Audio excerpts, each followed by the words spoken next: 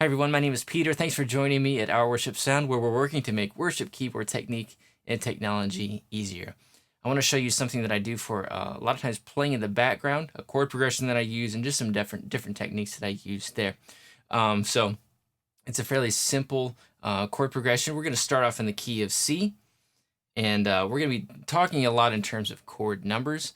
So just to review that concept, what we do is we take the major scale and we number each note 1, 2, 3, 4, 5, 6, 7, and then we build a chord off of each note. So the 1 chord, the 2 chord, the 3 chord, the 4 chord, and that just makes it easier to apply in different keys as well. We're going to start on the 4 chord, which is F, okay, and then we're going to go to the 1 chord, but the 1 chord over the 3 in the bass. So the 1/3, in this case we're talking about C/E. Then we're going to go back to the 4 chord, F, then to the 6 chord, and then we repeat it again. So we do the 4, 1/3, 4, and then we go to the 5. So again, it's 4, 1, 4, 6, 4, 1, 4, 5. So pretty easy progression. And again, it's a good thing to keep it simple because you don't want to, if you're playing in the background, that means there's something in the foreground that you don't want to detract from. And the reason why I like to go with a chord progression, a little bit more generic, is because if you start to play a chord progression from a specific song, sometimes that can distract people and they notice what you're playing, and so their mind starts to go to that song instead of listening to whatever else is happening.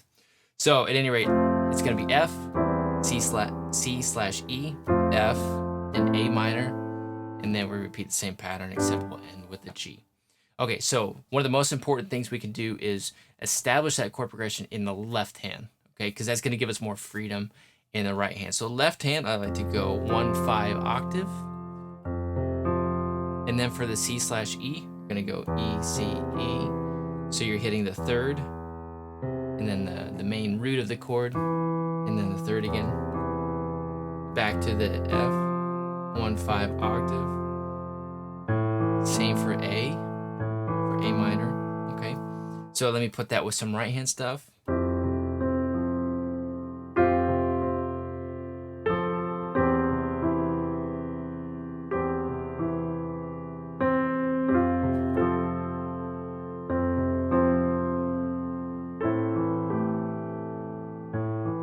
Okay, and I don't have to do a lot with the chord in my right hand because the left hand is already establishing it. So some of the things I might do with the chords, and this is just kind of an intermediate step. This isn't necessarily something that I do a lot, but if I wanted to just play the chords and kind of establish those, I might do more of an F2 chord. And then almost every time I play a slash chord like this, I will leave the bass note out of the right hand. Okay, so I've left the E out of the C. Okay, and then back to the F as F2. And then I usually make a couple of substitutions on the 6th chord. And it amounts to putting in the root, or putting in the 1st scale note and the 5th scale note. Okay? And then that has the basis of an A minor 7 chord. And I could add a little bit more to it. So that's kind of an intermediate step. Now, while all this is going on, I also like to add a pad sound to it. Okay, this is a pad sound from Synth Layers for Piano 2, which is available through Our Worship Sound. This is probably my favorite pad from that collection. It's just got a really nice sound, and then you can open up the filters on it too. So it's really dynamic. It just sits underneath the piano sound really well.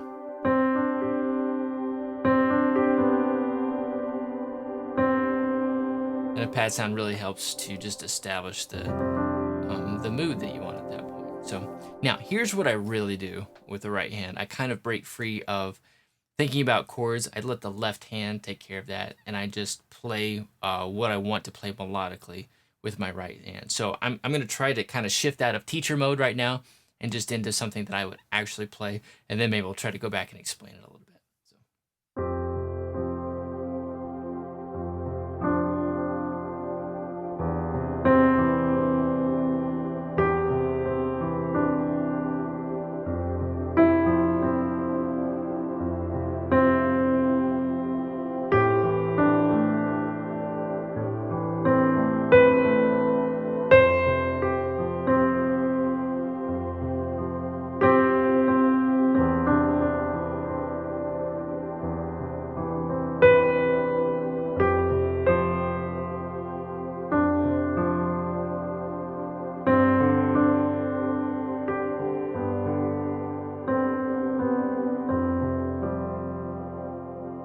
Okay, so this is based on knowing what each scale note is going to sound like, and then just kind of playing through the ideas that are in my head and ideas that I've developed from playing this way over the years. Basically, kind of what it comes down to is I'm using a lot of the first scale note, C, a lot of the fifth scale note, G, a lot of the second scale note, okay, some of the third, a lot of the seventh as well. So you get to learn what these different notes sound like, and then you're free to kind of develop and express these ideas. And it's the left hand that carries the harmonic content or the chord progression, and it just gives that freedom to the right hand. So um, again, just kind of work on developing your own kind of generic chord progression that you can rely on. Learn to play it in different keys, get a good pad sound going, and then learn to let your left hand kind of carry the harmony, carry the chord progression, and allow your right hand to experiment and just kind of float melodically, and just kind of express the ideas you come up with. So anyway, I'll put some links on this video that you can kind of explore some of these concepts further. I hope that was helpful. Thanks for watching. We'll see you soon.